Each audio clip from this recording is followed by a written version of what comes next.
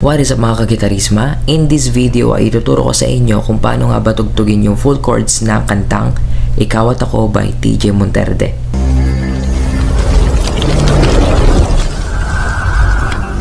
Gitarism.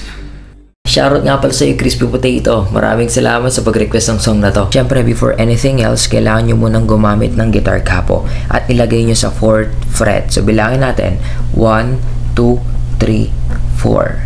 And then, yung mga chords na gagamitin natin ay D, A, B minor, and G. Simula sa intro hanggang matapos yung kanta, doon lang iikot yung chords natin. Pero huwag kayong maingay ha, ituturo ko sa inyo yung mas madaling version para hindi kayo mahirapan pindutin yung mga chords. Punta tayo sa first chord, which is D. Ngayon, hindi ganitong version yung ituturo ko sa'yo. Papalitan natin yung D chord. So, ang gagawin ninyo, iaangat ninyo yung hintuturo, and then yung middle finger, ilalagay nyo dito sa 2nd fret, 3rd string. So, ganito yung magiging tunog niyan. So, ganito yung version ng D ang gagamitin mo sa kantang ito. Yan. So, next chord natin is A.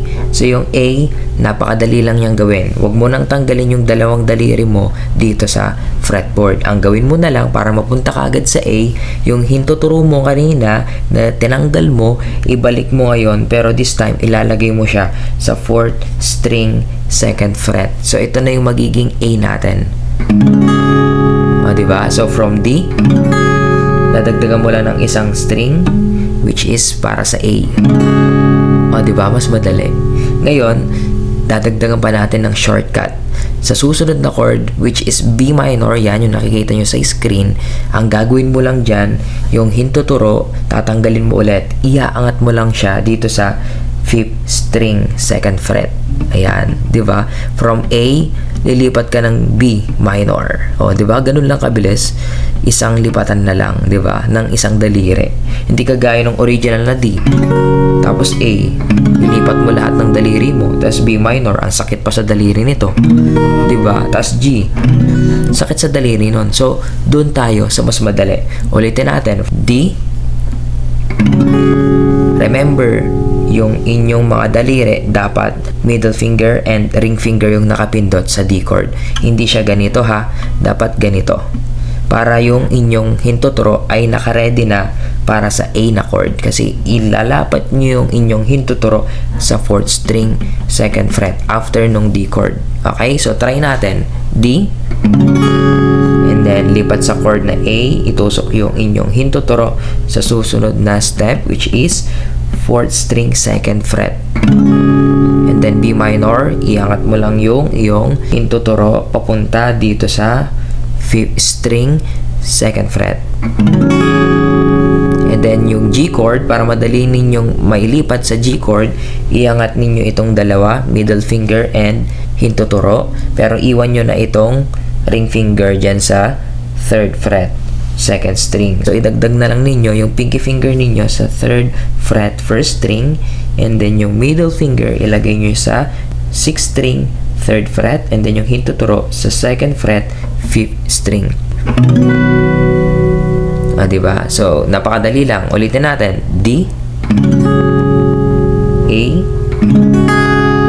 B minor, and G. Para naman sa ating strumming pattern, sobrang dali lang din niya. Ilalagay ko na dito sa screen para meron kayong sinusundan. So, ang strumming pattern natin is down, down, up, up, down, down, down, up. Tapos, lilipat ka ng susunod na chords. Down, down, up, up, down, down, down, up. And then, next chords ulit.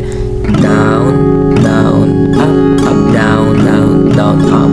And then yung last chord, G, down, down, up, up, down, down, down, up.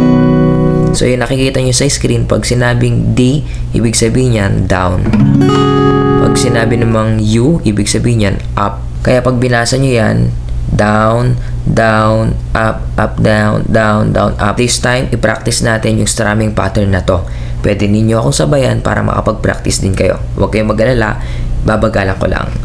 In 3, 2, 2, 1, go. Down, down, up, down, down, down, up, down, down, up, down, down, down, up, down, down, up, down, down, down, up, down, down, up, down, down, down, up. Take note, binagalan ko lang at may konting pause, pero yung original version niyan, tuloy-tuloy ka dapat nag-strumming. So ipaparinig ko sa'yo kung ano yung magiging tunog niya pagka na-perfect mo na yung strumming pattern na to. In 3, 2, 1, go.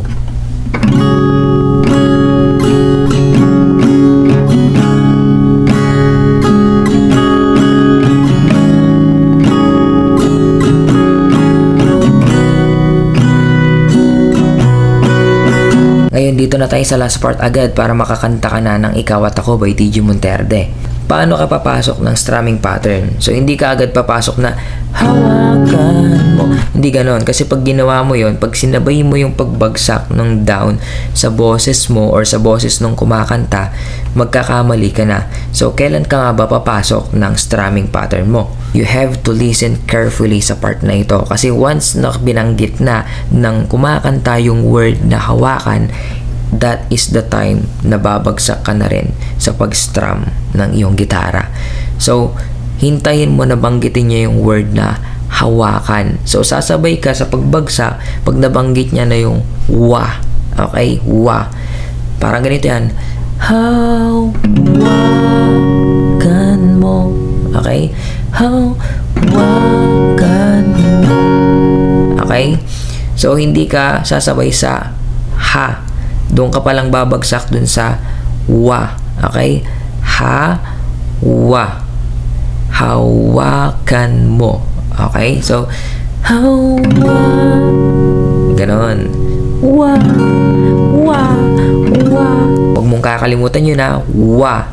Wa. Doon ka sasabay na mag-strumming pababa. Kung hindi mo pa alam yung intro version nung Ikaw at Ako, yung ganito,